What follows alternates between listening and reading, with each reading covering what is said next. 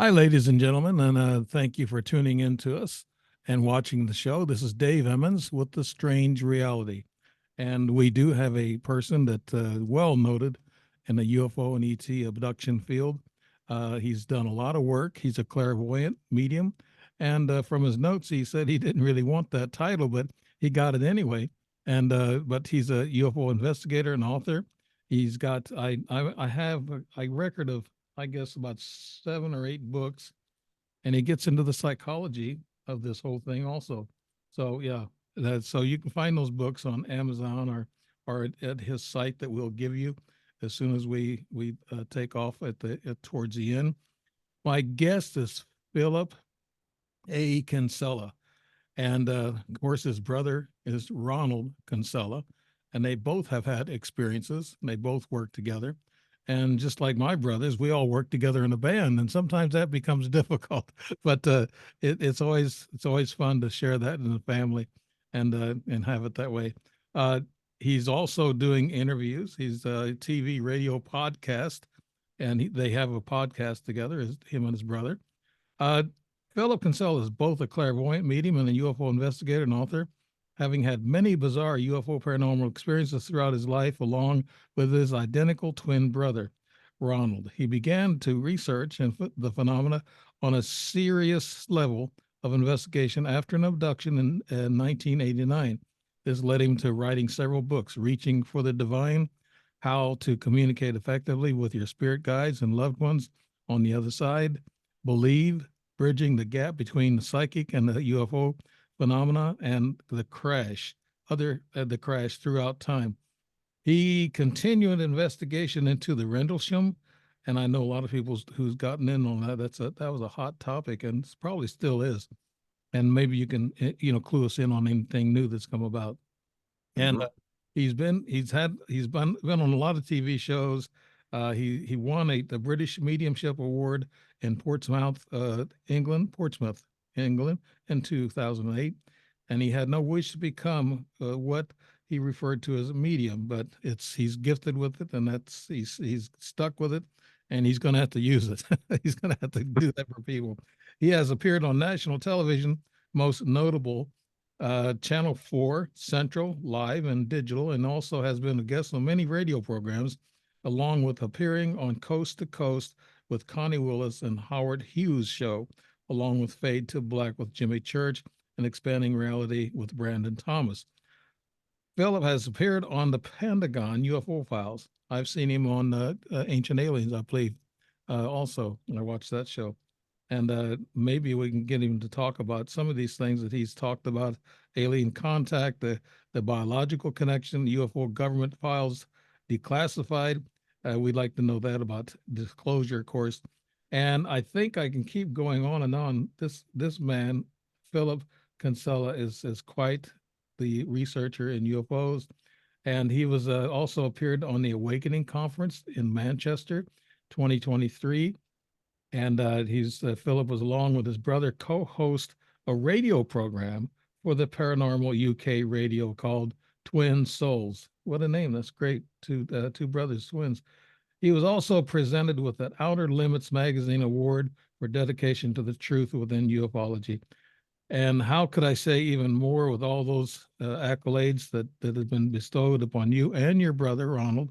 And Philip Kinsella, welcome to the show, buddy. And I think I've talked to you briefly in the past. We know some people together like Philip Mantle and people like that, mutual friends. But tell us what you're doing now, Philip, and what's going on with you. Well, thank you, Dave, for that wonderful run-up to me. But I have to say that I'm just a very down-to-earth guy, and I'm very honored with all of the researchers that I reached out to and connected with. At the moment, I mean, just this evening, I finished doing 3 readings, and I'm working on some new projects, most notably about consciousness, the survival of consciousness beyond this realm, and also another project on deepening aspects of ufology. I've just also completed some new articles for some major magazines. So, for all of us, we're all very busy, but I kind of enjoy the puzzle. I like the chase. And I think if we knew what was really going on, then none of us here would be in a job, if that's what you want to call it, because there's never been a job. It's always been scraping the barrel. But it's a good scraping the barrel as researchers and investigators into this phenomena. So, you know, and I know I've got the new book out, Terrestrial Trespassers. And, you know, I was kind of like a little bit not sure how to bring this project out, because originally I've been approached by another publisher that wanted me to elaborate more, to get in touch with their feelings with regards to that terrible 1989 abduction that occurred to me. And I said, okay, but if I could, you know, go into detail more with the theoretical angle, because I was fed up talking about the 1989 abduction, because I've been over it over 1,000 times. And it's the same thing over and over again. But there was another researcher that put some connections together with regard to that abduction that I missed completely. And this is why I say to anyone out there that when you have an experience, whatever experience it is, whether it's love or light or negative, please be honest, please be truthful, please record it exactly as it happened, because you'll be very surprised at what someone else can see or read into that material that you have recorded or what you've spoken about. So that's where I am pretty much at the moment, Dave. Yeah. Well, yeah, regression, I guess, lucid dream regression. Sometimes you never forget those in case there's other little memories that are tagged along into your subconscious.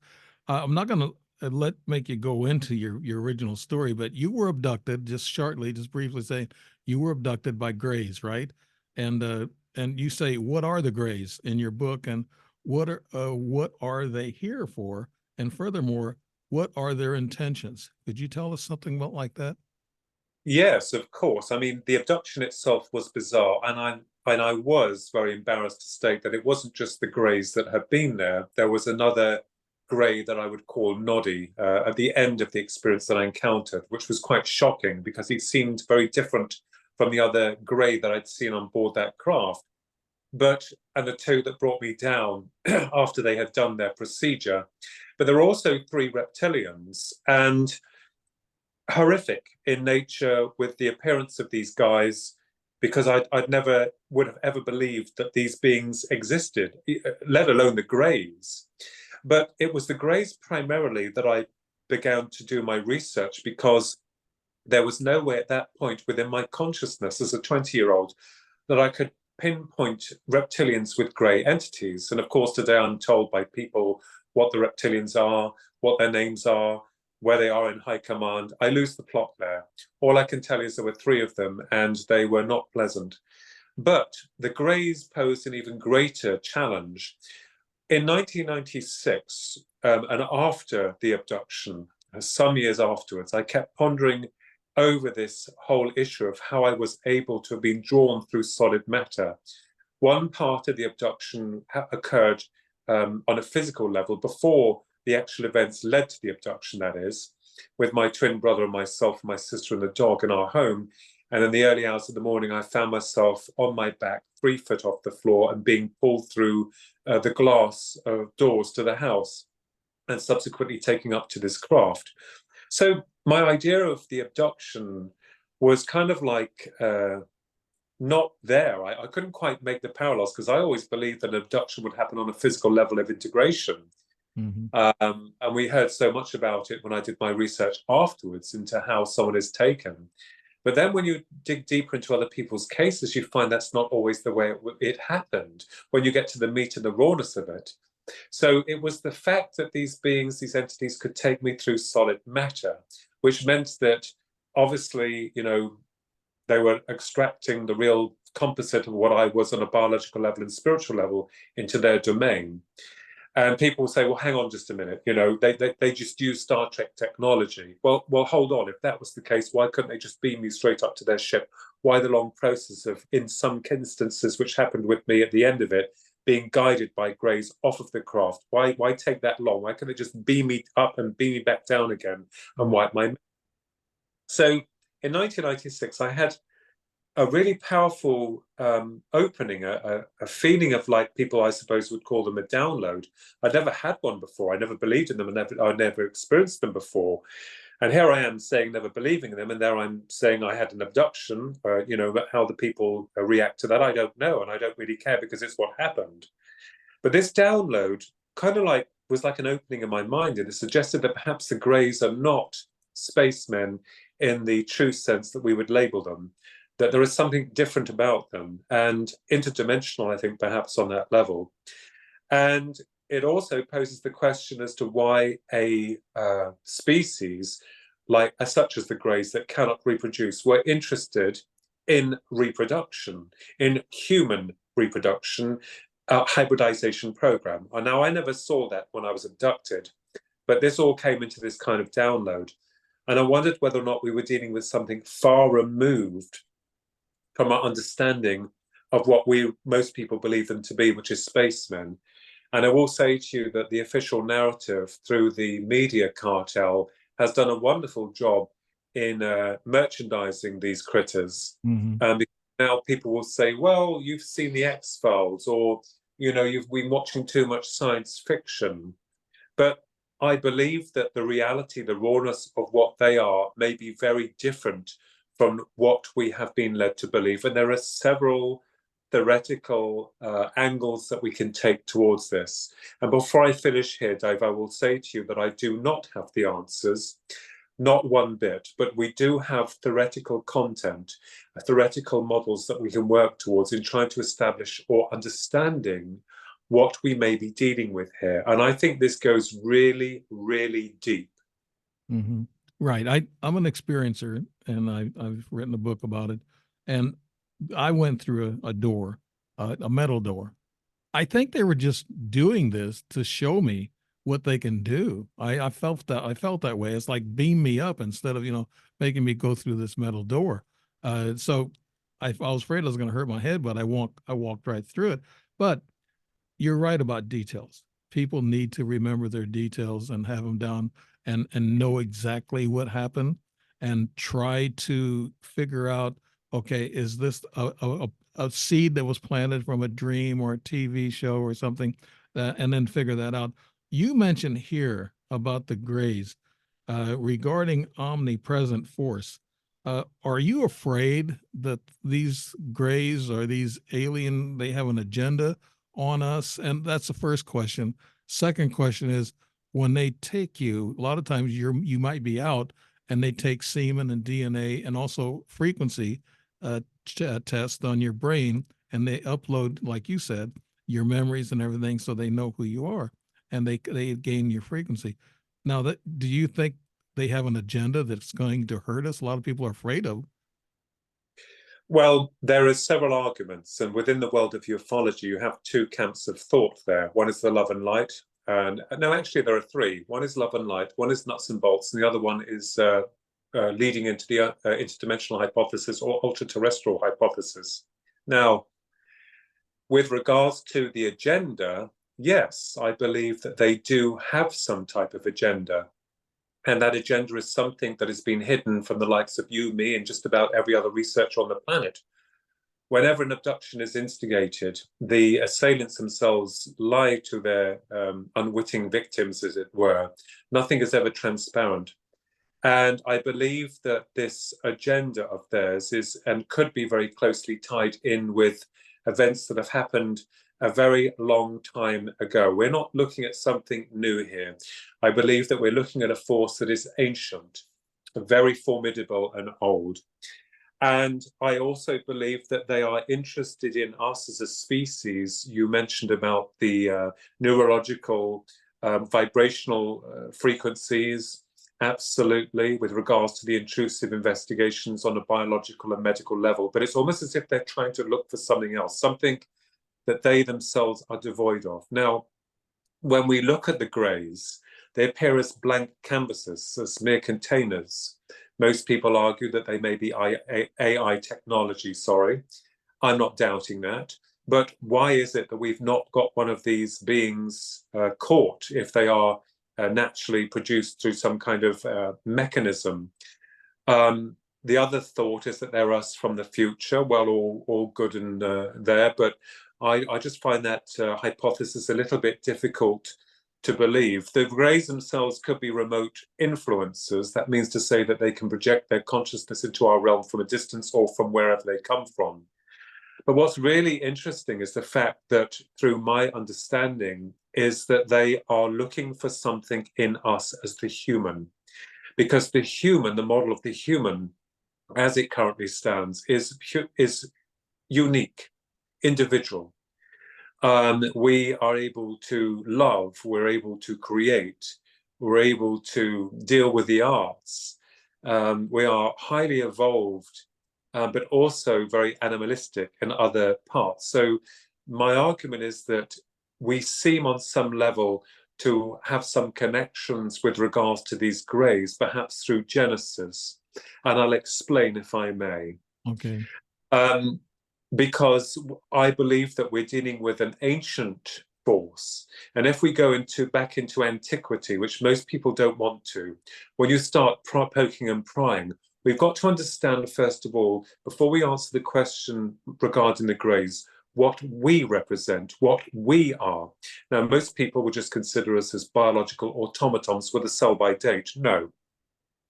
Indications with studies into psychic phenomena and consciousness, that is, areas of near-death experience and investigations, proves that there is a continuation of us on some other level, some alternate level. Take away the religious fraternity, the ideologies centered around this, there does seem to be survival of consciousness beyond this realm. And we are a reproductive species as well. And this also brings into the question of incarnation and reincarnation. Now, the Greys appear to be clones. That much we can all kind of like agree on. They seem almost identical to one to the other. Yes. They don't have any personality. They're almost robotic within their actions. But what is it that they are after? What is it they are looking for in terms of the human? Well, if they have gone through some kind of self-replicating program where they are no longer able to reproduce, that is, carrying genetic material and also spirit or soul, if you want to call it, from source through to this realm, if they have replicated themselves, then they perhaps could have removed themselves from the very core of creation itself and want back what they have lost. I think also that with regards to this program, it's interesting that they are wanting to create a hybrid. That means an infusion of human and alien, that maybe be a container for some kind of spark of consciousness. But going back into our antediluvian culture, I've always believed that there was no God. I mean, I believe in a God force, but there were gods. And I believe that the only sensible angle that we can take with regards to our thesis here is that these gods had created man, or at least were an infusion of hominid with a part alien. And I believe that, through the creation of man, we may have to some extent outshone our gods, Right. because they have been equipped with something very different that they could not have. Right. Even biblical scholars, Philip, talk about gods, plural, not just God. I heard a story that made sense out of an ancient book that they retrieved from Egypt or somewhere, that they found out that 260,000 years ago, there was the ancient Sumerians, the Anunnaki, and the Anunnaki is always brought up, but I think they had part in manipulating our DNA 260,000 years ago. And even they said something about that they may have to pay a price to the creator. So they even know they have a creator.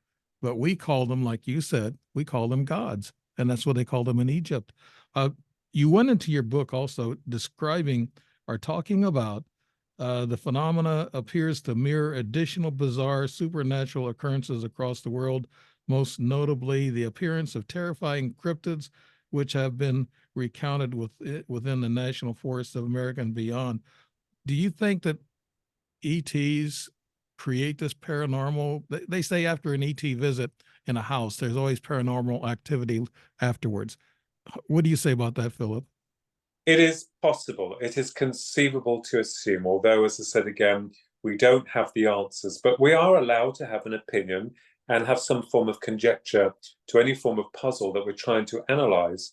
I mean, I've been told by people, no, they've got it all worked out. And I say to them, well, good for you. I'm glad. Well, you've got it all worked out. That's fine. But we don't.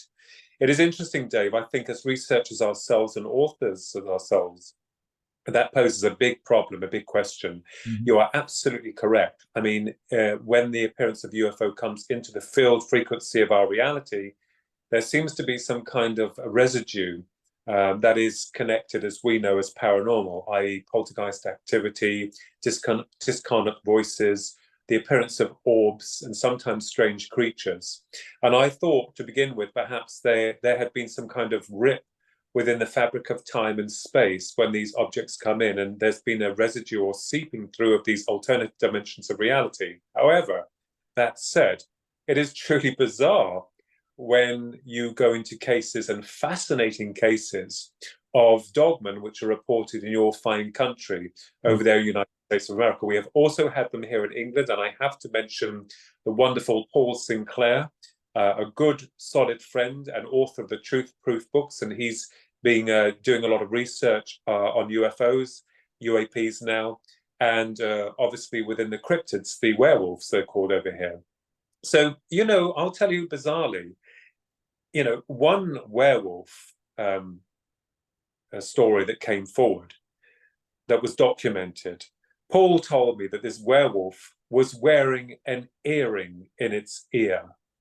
Now, if we are dealing with some kind of primordial beast, as in terms of, like, most people believe that the dogmen are hiding out in packs in underground on the earth somewhere, why on earth would one of them be wearing an earring? And more importantly, there is normally this connection of mind speak that doesn't not just happen with the dogman sightings, but also Sasquatch.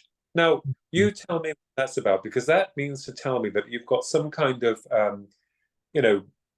ancient beast standing in front of you that seems like very primitive in nature, but also able to connect on a conscious level with their victims, as it were. And I use the word victims lightly because those that have passed can't speak for themselves, but those that survived it, the onslaught of it, have tales to tell. I know of Martin Groves and several other esteemed characters within your country who have reported this, and I've used in some of my work. So are there connections to be made? Well, when a UFO comes within our frequency, within our reality, there's an atmospheric change. It suddenly becomes silent. Time sometimes becomes distorted. And when a cryptid comes forward, again, and it's reported and absolutely cert, is that everything goes quiet. Suddenly everything becomes still. And there is this unearthly feeling of change that the individual picks up, because we are all, as you know, Dave, antennized, Right. on the level where we face our fear, we can also pick it up. Right. So Also, they emit a sound, a kind of a low frequency grumble, and it kind of makes, I guess, what it does, it dumbs the person down that's standing there, and they can't yeah, move. It's yeah, not only just fright or fear that they're frozen, but I think it's that sound, that ultrasound that's hitting you, and it yeah, dumbs you down like a magnetic energy. yeah, And absolutely. And I was just going to say the sound as well, and you beat me to it. I'm sorry. Promote this feeling of capture. I mean, basically, you're not able to move. You're in their web, and you are them. And the Mhm. same sound. I was just going to say that this resonance is so powerful that people report that it goes straight through them, and on most cases, even grown men, um, you know, uh, release fluid. They wet themselves. They can't Right. control their bodily functions because Mhm. the fear is so paramount, which is terrifying. So Mhm. yes, absolutely. Yeah, we have this program. I don't know if you watch it, Skinwalker Ranch, and they used a lot of. I like the show because they use a lot of electronic devices in order to prove what they see and hear or what they can't see and hear, and they report cryptids, they report skinwalkers, and the Indians are afraid of them, and there's been a lot of history on that. But Mm. also, we get into this idea that aliens can screen themselves. they can make themselves look like somebody else or something else, in which could get closer to you, in which wouldn't scare you so much. And then there's also shapeshifters. What do you, Philip, have you studied, I mean, Yeah. you're an investigator, you've got a lot of study material, and what do you think about shapeshifting and screening with these aliens, Philip? Have you ever seen it? Well, yeah. Well, I will say to you that it's very interesting, and I agree with it, because in a lot of cases of abductions, not that I saw dead relatives, but the Greys are able to bring dead relatives on board the craft, really screwing around with the mind of the abductee or the experiencer that's going through this episode. I know that my good friend Terry Lovelace also has expressed and explained, as you know, this fear and this control. Now, in terms of the shape shifting, it's interesting. When I saw the reptilians, when I saw the Greys, they were as they were. I didn't see any shift within their composition. But that does not mean to say that they are not masters of mimicry. This question has come up quite a lot of times. Are we dealing with one force or separate forces? If we are dealing with separate forces, then where are they all? I mean, we seem to be, as the human and all of nature, so far removed from all these other creatures, these beings that suddenly turn up. But there again, we have the complication of trying to explain what this force, this energy is, if it's operating singularly and creating all of these illusions, as it were. It reminds me of Stephen King's It. In the film and the story in his book, most notably, it was one being that crashed to Earth, and it was using the extension of a clown to bring forward to its victims their worst fears and nightmares. Or indeed, we can look at the wonderful film that scared me, the heebie-jeebies out of me, The Thing, John Carpenter's The Thing, where it could mimic people.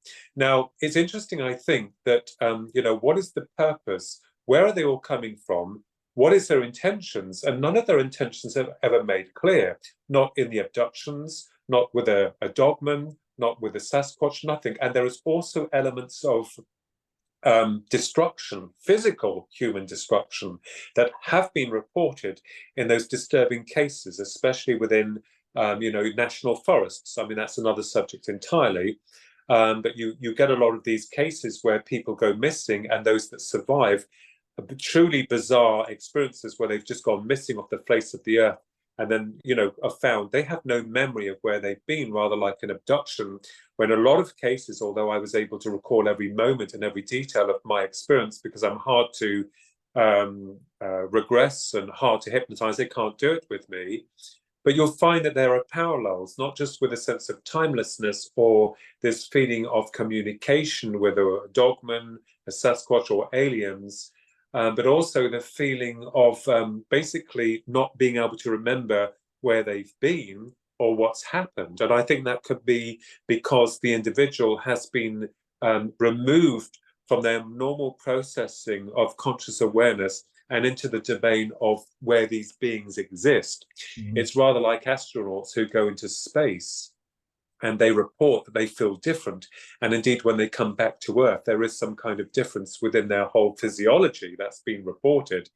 So, I think that primarily when we're dealing with UFOs or UAPs, when they come into our airspace, into our dimension, there is this kind of strange feeling that permeates, and an alteration in time. And then when the abduction comes in, that comes in more stronger and more overpowering. And I believe that in a lot of cases, we're led to believe, they're just beamed up, or that the abduction happens on a physical level. No. Take the 1961 New Hampshire very famous case of Betty and Barney Hill. Right. They physically saw a UFO. Barney did, and so did Betty.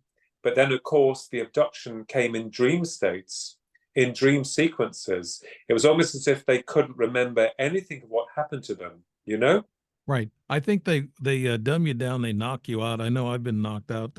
I see here in your book, and I want to get into your book.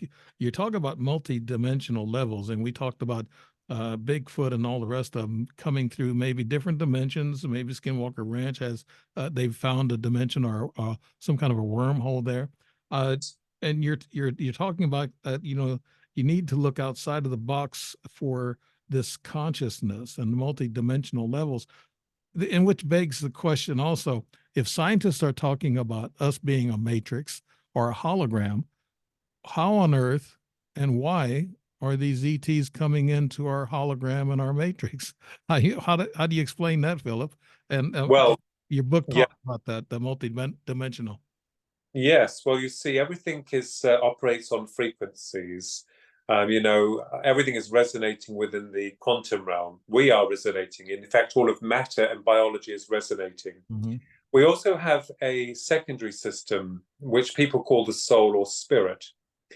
And if we go back into the past, the gods that created us, you know, most notably the Anunnaki, the most famous of them all, or the Archons, I think there's been this silent war occurring.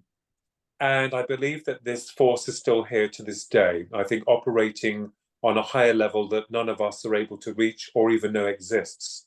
And this force is working its way down to its puppets, those that the force protects and rewards with riches and all kinds of gongs and you name it. And I believe that, you know, we've heard of this before about the holographic projection. And it reminds me a little bit of the Hunger Games, you know, when the scientists created those pens for the people and then created those godforsaken creatures that came in that appeared real. Mm-hmm. I feel myself personally that, you know, to a degree, we are as humans illusionary because we go through a physical experience, but we are, at the end of the day, creating memories that are held within consciousness, within a mind that resonates on a different level of reality entirely. It's being held temporarily in this biological unit that we call the body, and that we seem to be trapped in for the moment while we're going through life, because everything in the past is nothing more than a memory. Everything going forward is a potential. It is only within this moment in the now that everything is a reality. So when you say about illusionary, I think when we come to pass, our life will appear like some kind of illusion, although we have hopefully the memory of that walkthrough that we had done. Now, in terms of holographic projection, are we unwitting victims to some kind of hologram, or are we contained in something? Yes, I believe so. I believe that these intelligences, whatever they are, primarily feed off fear. Now, that's one of the biggest things that they operate on. Would you agree with me, Yeah, Dave? reptilians, they're the ones who feed off the fear, from what I understand. I actually saw a holographic smaller reptilian in my closet at 5:30 in the morning when I woke up. I looked around and I was awake. I was going to the bathroom. I looked around and I saw this thing about 5'7". It looked like a cobra in the face, and it scared me. I mean, I thought I was dead. I thought I was a goner. And I jumped out of bed and I looked up. It was there for about 5 seconds or so and it disappeared. I heard that they appear that way sometimes holographically and come Yes, through. yes. Yeah. So Yeah. projecting themselves into our reality, they must have some kind of mechanism, or the way that they do it is like a portal, an opening. Hmm. One thing is that when we look into these areas of high strangeness, most not just Skinwalker Ranch or indeed Bempton up north where Paul Sinclair does his research, but also here in Rendlesham, where I did a lot of research here with one of the original investigators into the 1980 famous UK event, UK's Roswell, as it were, with Colonel Charles Holt. I've met him. He's an esteemed gentleman, Hmm. and ill with him with some friends, and also connected with the area because we were going there. So it's interesting, Dave, when we talk about these areas, these portals, Right. these open. Now, why are they there? Why do they appear? What creates them? Well, we know that with the 1980 event here in England, with the American military, they're stationed at Bentwaters and Woodbridge, well, most notably Bentwaters, the base was half British and half American. Your good people were here as well. And they've gone through a period of 3 nights of UFO activity. And of course, there was a big cover up, rather like Roswell and all the rest of it. But the place is still rampant and had been in the past with regards to paranormal activity, the appearance of orbs. I've seen them. We were also because I co-authored a book with Brenda Butler called Sky Crash Throughout Time, which was kind of like a further investigation into the beginning, middle, and also the future events of ufology and strange phenomena there. We actually summoned a UFO at Rendlesham on the 8th of June 1998 at precisely 10:15 p.m. at night. So the question is, this phenomena seems to interlock into our human consciousness. It is aware. People call it CE5 initiative. Back then, we didn't know what we were doing.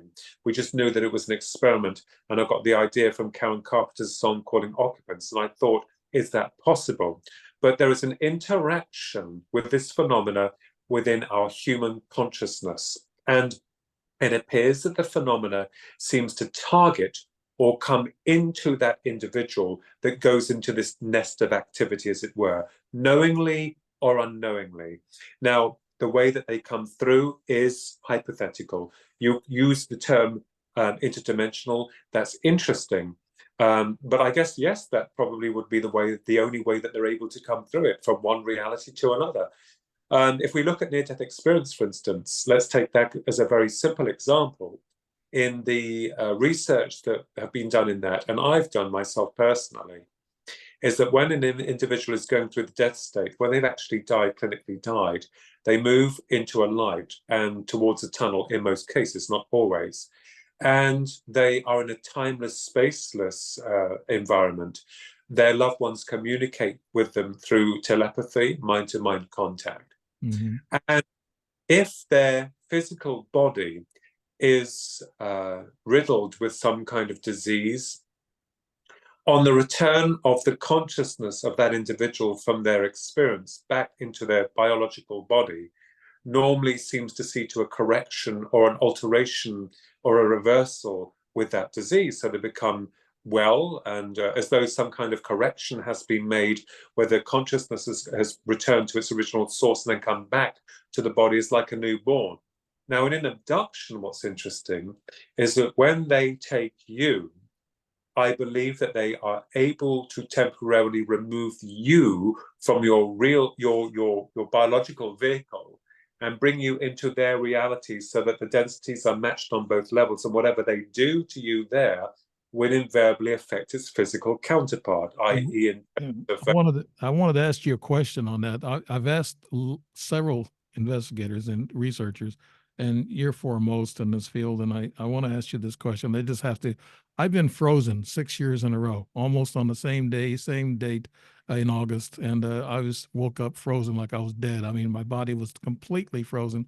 And guess what? Last night I had an incident about 4 o'clock in the morning where I was frozen. I got up and I was shaking, and I went to the bathroom, come back like I normally do, and I got back in bed. And this wasn't a biggest episodes as the past episodes, but you're saying that maybe they take your essence, your consciousness, and also some energy to get you across to the other side, in interdimensional travel, and they take you somewhere else and they leave your body. Would that mean that your body would actually go cold because you don't have that much energy, Philip? That would be part and parcel of the experience, I believe, because someone that's going through a near-death state, their body will become cold and unresponsive. The thing is, though, I believe that they would have to keep the biological part still living, so there is not a complete detachment of the soul as it's being brought into their dimension of reality. We've got to get away from the religious interpretations of all of this, because this is what stagnates the research, because people put things in boxes and say, oh no, that can't happen because this is it. But the rawness of it, the reality of this, is that if they are to bring you into their realm, you will have to be matched by their density completely. That means whether or not there's a breakdown in the whole anatomy of the biological form completely and reassembled into their reality, or most notably, they will take the real part of you, the real part of you that a lot of people aren't aware of, into their domain. Now, think of this also. Because within our biological framework, we have the brain that, brings consciousness through to this reality on a restricted processing level of understanding, rather like a mobile phone. you've got the physical hardware, and it has a signal, which really is the phone that's bringing the information through that mechanism and translating it within, so that someone can understand what's coming through it, along with a bit of energy. But if your phone should die, that signal does not. It carries information. So it's possible that these greys, or whatever they are, whatever dimension or altered dimension that they come from, wherever, are accessing our psychic internet, as it were. And they need access to that. And this is how they're able to do it. And the forgetting may be on most levels where you're no longer within a realm that's processing consciousness on a normal level, that you have been literally removed from your time and your space. And this could also account for why people have variations within time, the missing time part that comes into the fray. You know, hear so many times that people have lost 2 hours and they don't know where those 2 hours have gone. They have no memory of it. Well, if you've been removed from this reality into another one, and you're not able to process that information on a normal conscious level that we normally do here on Earth, then of course you're going to have a gap of time. So, you know, we hear so many stories about people saying, well, it's the greys that's implanting this deep within my mind. That could be a possibility. But I think more's the point is the fact that you are being removed from this reality and brought into their reality, so that a connection can be made between the two. And in just so doing, because you're not able to process consciousness on a normal level, this is where the gap in time appears. So it's interesting also, the question that you mentioned about the grays, we also have to look at, I think, another rather disturbing element of the demigods, or those lower entities from the past, because we understand that there are different dimensions of reality. We hear about them, about the lower dimensions, the higher dimensions, and so on and so forth. You're aware of that. But is it possible that these lower energies, if they are, have been utilizing the hybridization program in order to slingshot themselves from their reality straight into ours? So the match can be made from them to this end, rather than us to their end, if you know what I mean. Yeah, that's a great point. I never heard it said that way, Philip, but that's a great point. Yeah. You really come up with something there. You now about this book, the Terrestrial Trespassers. Could you tell us the main gist of the book, and then we'll leave this, and then I want to go to Reaching for the Divine. I want to get into, and you also wrote a couple of books on the psychology of all this. And I think that's what it's all about. It's about consciousness. It's about your conscious mind, your subconscious, that they're utilizing all this. Can you close out on this book and tell us the gist of the book? Yeah, sure. So with regards to Terrestrial Trespassers, I wanted to take a deeper look into the parallels between not just the abduction phenomena and not just my experience, because everyone's experience is important. I mean, I will say to you, I'm tired of that now, because you go over the same thing over and over and over again, and it still hasn't revealed anything other than a connection that another researcher had made with regards to what my brother did, and the grey at the end of it was doing seemed to be matching what he was doing on some level. But I wanted to try and push the book away from the ordinary nuts and bolts angle, because we're looking at something which is reminding us that we are perhaps dealing with interdimensional realities, and that these terrestrial trespassers do not have our best interests at heart. I wanted to also take a look into the antediluvian cultures and the big question of Genesis, what we are as the human, where we come from. And you know what's really bizarre? And I cannot get my head around this. I cannot begin to even fathom why this is the case within our system of control. It's all very well for the system that we serve to make us believe in faith. Faith is safe because faith cannot be proven. That is why faith is always promoted. But any subject matter relating to UFOs, now UAPs, and strange they changed the acronym to something they don't believe and made it more earthly, and any mention of life after death is to be completely subjugated entirely. You all know, you know as well as I do within the media cartel, that it will do everything within its power to denounce the reality of UFOs or life after death. Now, why is that the case? Right. Why? Yeah, I want to get into this reaching for the divine. You wrote this book and also the psychology, but I know I've asked a lot of experienced people like yourself and who's been in this business for a while. I've asked them, what's the difference between a ghost, an angel, an ET, poltergeist? What's the difference between them? They're all the same. They're coming from dimensional travel, right, Philip? Correct. We have no way of distinguishing one from the other. And you'll have people telling you that it's this or it's that, or that you're being tricked and being deceived by some evil force. Well, you know, I did find that a little bit hard to believe to begin with. But I have to say that there are separations within those areas of research, i.e., that when we're dealing with life after death, it is separate from ufology, although we can make connections and parallels to the interdimensional hypothesis from one to the other. Right. So I think that's important. So I believe that when we're dealing with either a ghost, and I have seen a departed friend who had died as physically I'm seeing you, that was an experiment that worked through a book that I read called Reunions by Dr. Raymond Moody back in 1999, and that worked. We've also summoned a UFO mention on the 8th of June 1998 at 10:15 p.m. at night. That was through a conscious experiment. And I have people from the religious fraternity telling me that it's a devil tricking me. I also have people telling me, oh, it's because you wanted to believe it. So we are within this circle of wild confusion as to what we may be dealing with. But I believe that the phenomena operates on a singular level. So that means it will target you, it will come into you and come into your reality and make you see it how you are meant to see it, as it were. So because we have multi-dimensional aspects of people seeing this and people seeing that, and we're trying to put it into one box or very boxes with decompartmentalized into like UFOs, cryptids, and so on and so forth in their own brackets, I believe that we're dealing with something that is unique to you as the individual. And it is for you within your development as a soul or consciousness, whether or not they come in forcibly, which sometimes happen, or on a level of intention remains to be seen.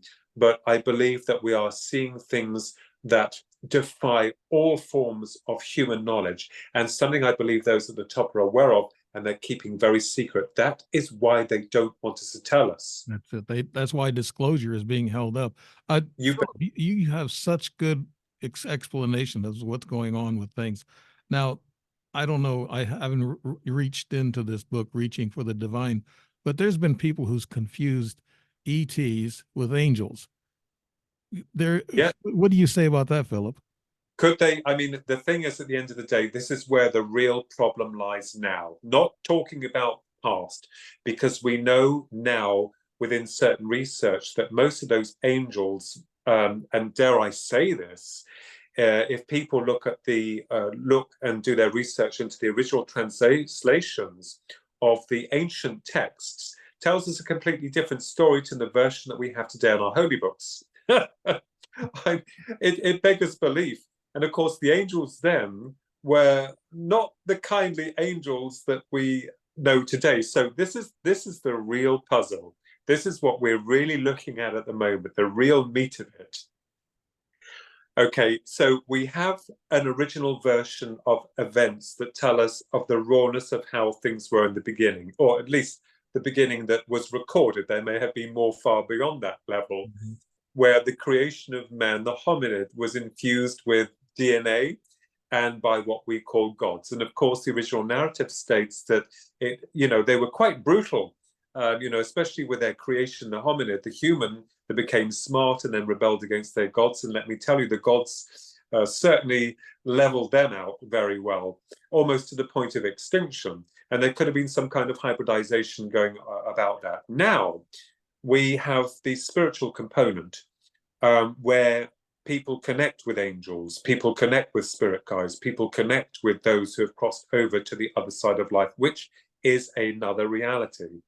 So the question is, when we are dealing with spirit guides or with angels or loved ones, there is a certain twist or irony involved with this. And I got to explain here in Reaching for the Divine, there were several books that were published by another publisher under contract. They are out of print now. But let me explain this little bit of an idea to you here that might make you smile. Okay. I went to see a medium, and she was a brilliant medium. This is just when my maternal grandmother had passed over, and the medium had worked for the FBI in America on cold solved cases. That means to say she was brought in to find people that the police couldn't. Anyway, she wiped the floor with me. She knew a lot about me, and she didn't know me from Adam. And she said to me, "Oh, you have a spirit guide, and he's a North American Indian." And I thought, well, with everything else she's told me, I had to believe her because she was smart, she was on the ball. And when I come away from her, I thought, well, who is this guy? What is he? So I did an experiment and used my mind, which we all do in terms of clairvoyance, to ask this spirit guide, this North American Indian, what his name was. And I was projected the image of wolves, and then a North American Indian playing a flute. Mhm. So wolf song. Your name's Wolf Song. You're trying to give me Wolf Song. So I said in my mind, well, can you prove this to me? Because I'm a little bit of a debunker here. I was very hardened in my early days. And of course, the next day I go to work, it's been documented, and a guy comes in wearing a T-shirt where I worked, because I worked in retail then, and before I became a store trainer. And his T-shirt was of these wolves and North American Indian playing a pipe. And I thought, my God, I've had some kind of confirmation on a different level. But this is the thing. When I was given that information by the medium about my spirit guide being a North American Indian and all of this starting out to give me evidence, was I, through the suggestion of someone else, creating that, and that creation had become a reality? Is the spirit guide something I have created, and that has become to me a reality within my mind, within my world? So we are creators with the mind. We build everything from the mind if we've got the resources to do it. The mind is omnipresent. It's absolutely incredibly powerful. So the question is, are we creating it, or are we part of a parcel of this creation process? So this also begs the question about Dogman, the werewolf. I mean, one of the most feared things in folklore. And then all of a sudden we've got these beasts coming through the veil and kind of like scaring the crap out of people. The same with the Sasquatch. So this is the area that we're drawing a fine line between what we can reason as what is projected as a reality that could be a fantasy that then has become a reality and then molds into our world. We don't know. So this is where it gets really quite crazy, because this phenomena has a life of its own. And there again, we are animated as beings on this level. We have a life of our own. Mm-hmm. So I think that, without confusing the subject matter too much, because it gets really deep and heavy, there are a number of angles we can take with regards to this. The angels I believe in, spirit guides I believed in, an ultimate source of Godhead I believe in. I believe we're part of that. There seems to be another force that can mimic this or try to replicate it and sway us off our path, sway us off where we're going. And we live by a system that, all of this is going on. It's real. But the system is telling us, no, Philip, no, Dave, you're all deluded. You're lying, because there is no such thing as Dogman. There's no such thing as Sasquatch or life after death or UFOs. Can it get any crazier than that? I mean, really, it's absolutely bizarre. There's been some famous people, Dr. David Jacobs, always mentioned him. I met him in 2011, but he said that the aliens and ETs are walking amongst us. I believe I've met a few of them. And I think I saw, I know I saw an angel all in a robe, with a white robe, at my bed, at the foot of the bed, about 3:00 in the morning. I saw it twice, once in 1971 when I come back from the war, and then again in 1998. And it was the same, I guess about 5'8", 5'7", looked like a feminine feature, and it was totally cloaked with white robe. And I'm not so sure that could have been an alien that was screened or cloaked or whatever. I'm not sure about that, but they say angels, and I did a study that angels can actually shapeshift, and they can go into anything. They can be a human and come up to you and talk to you. Sometimes I think I've run into human angels, angels on earth, they call it, I guess, the earth angels. But I have to have some belief, like you say, about the creator. There is Oh yeah, it is a creator, and he has to have some help or some, to help him, mingle in with all the races and the universes. But yeah, in that area, what do you think that I think we talked about what the ET's agenda might be. Do you think that we're going to have a false flag? And when you talked about government and disclosure, you mentioned it. But what about the government and the false flag and blaming it on the ETs? Philip, do you think that'll ever occur, or is that just all conspiracy stuff? the whole subject is a complete mess, and people like you and me and other people are trying to straighten things out, trying to understand on a intellectual level, on a theoretical level, what we're dealing with. It's interesting when you say about the angel. Are any of us sure about anything? No. Mm. And that's a really nasty part to all of this. We just don't know, because the phenomena has not given us anything to work with. Now, what does that tell us? Whether or not it be an angel or a spirit guide or a grey alien or a reptilian or a dogman or Sasquatch, what's going on? They're not communicate. They can communicate, but they're not communicating with us. They're not helping us evolve. So this is where it gets really murky, because the dots become, all over the place. There's no way of making any connections to those dots. There are dots that have been made, however, which suggest about no transparency being promoted by our very own powers that be. Mm. And what is that telling us? It's not telling us a very good story to begin with, is it? Because they are so at pains to cover the UAP phenomena. And I'll tell you for why I think that is. Mm. Because the public have been programmed, at least most of them. The public have been molded and shaped into a certain belief that is an official narrative that has been conditioned for centuries, and perhaps even further than that. Within each passing epoch, there seems to be a gap or a missing chunk of our origins. Now, A reset, I guess. We've been through many resets, I guess, uh, through the human mind and the yeah, conscious. Yeah, that's something I thought of too. And Philip, that's amazing you yeah. brought that up. But the reset is clear and evident from the past. What does, well, in its fabricated version that we have today at the moment, what does the Bible tell us? It tells us of wars of destruction, warring factions of gods and men. Mhm. And of course, as we understand originally, and as shock horror to people, I may be attacked for this, but go ahead, because at the end of the day, in many years to come, people will say, oh my goodness, there is no mention in the Bible, in the original forms, of a God. It was the beginning of a story, and a real story at that, a record of events by different varied authors. And a lot of the translations have been changed to suit the official narrative of control. Why do you think the churches were installed? To promote fear. Anyone that worked beyond the level of their normal programming, that is to say, to use their mind, was considered witchcraft, and they were either burnt or drowned. It was a warning to the people to say, no, you can't be any better or bigger than yourself, because the mind is a powerful component and we don't want you to use it. Whereas all along, the powers that be were doing what they wanted.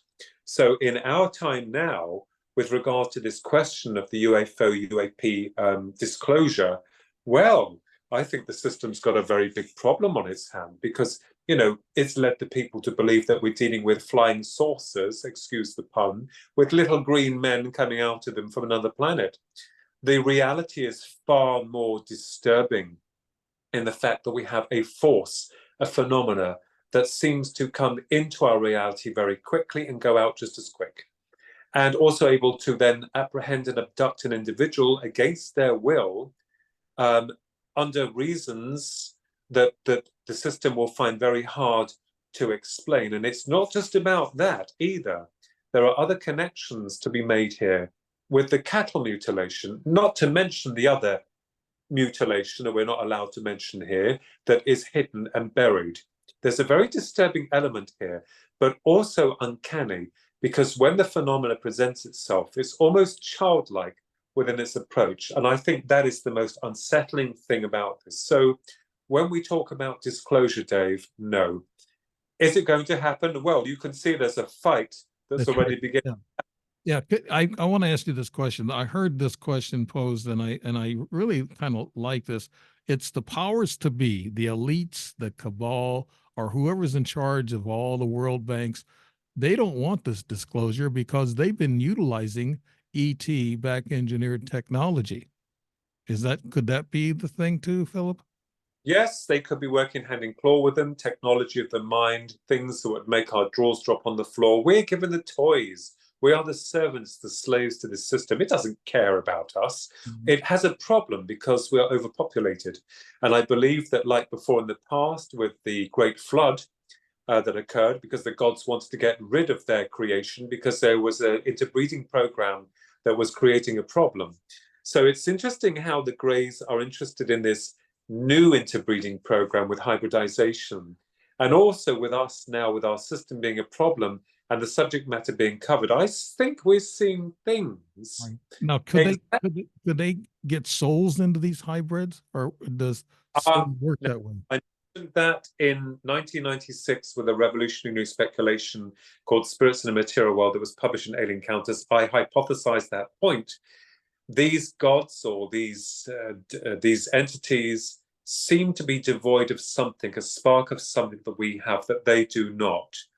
Now, that could be the spirit, because we are composite of several, levels of reality. You have the body, you have the soul, and you have the spirit. People say, well, hang on a minute, aren't they one of the same?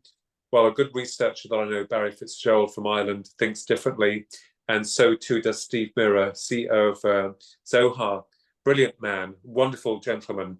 And we're looking upon the lines that this force, this entity, these entities, whatever they are, they want something from us. And they're looking for it. And this is why the abduction program has been contained or secreted, because the experimentation proves that they are not only interested in what makes us tick, but they want to know what makes us work. They want to find that spark. And I did suggest this within my article way back then, where the hybridization program might be an infusion of their material and the human material, hopefully to bring into the container a spark of what we are into them. Mhm. So this hybridization program then can develop.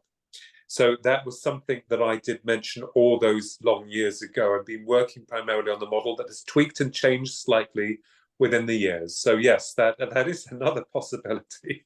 Emotion, they're also digging for the emotions since they don't have the emotions in which you alluded to earlier. I think the hour went by really quick, Philip. Could you tell us about where we can get your books? And I know you have a show, you and your brother. And could you tell us about that and where we can find that? Yeah, sure. I mean, that's the Twin Souls. That's part of the Paranormal UK Radio Network system. We were a bit late with the show from last month because I was ill, and we had a bereavement, sadly. But we're going back on board with that. They can find me. I have two websites. One is the spiritual one called www.philipkinsella.com, or mine and my brother's shared website, www.thekinsellatwins.com. Just as simple as that. My books can be found at Amazon. Philip Mantle, esteemed and veteran ufologist and author researcher, has his own publishing platform, Flying Disc Press. You can find all my books there. He republished Sky Crash, by the way, that was published by another publisher, and I had the rights reverted back to me from the publishing house when they had finished their distribution of the units of the book.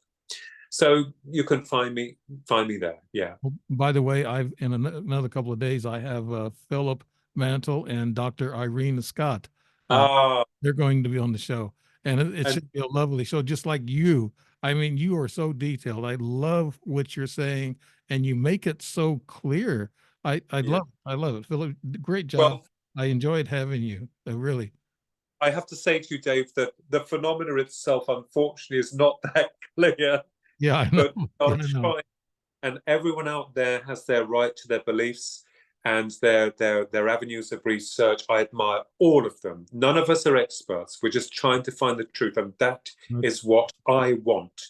I want that truth, and I'm sick and tired of a system that continuously lies through corruption. They're so deceitful. But there again, if you mirror the past, it shows us a lot about what's happening within our future now. I think it's the same program going through a wheel, and there's been no development, no real pushing forward for our species. They don't want that. They're obviously after something that we have that they cannot have themselves.